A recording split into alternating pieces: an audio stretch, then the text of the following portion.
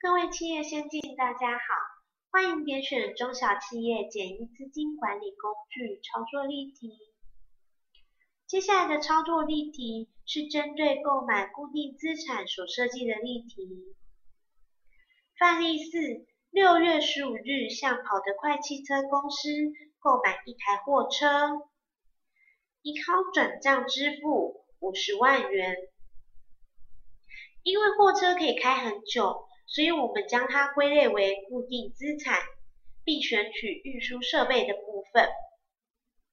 首先，我们进入日记账管理工具，在日期的部分，请点选西元2012年6月，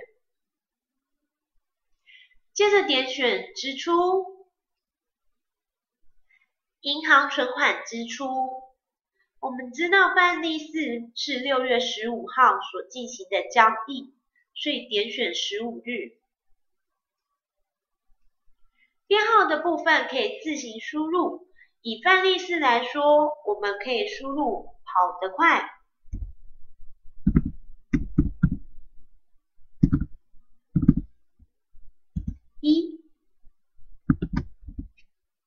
项目种类的部分，请点选购买固定资产。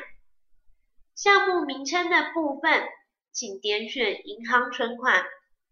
项目细项说明的部分，请点选购买运输设备、汽车、机车等。总金额的部分，我们知道我们付了50万元，所以输入50万。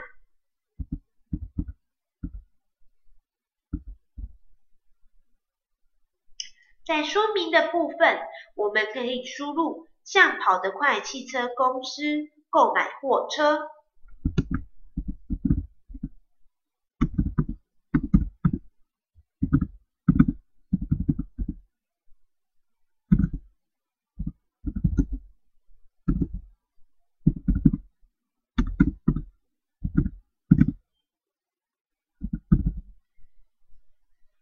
输入完毕之后，请点选确定储存，储存成功。接着我们可以进入日记账明细清单，点选6月，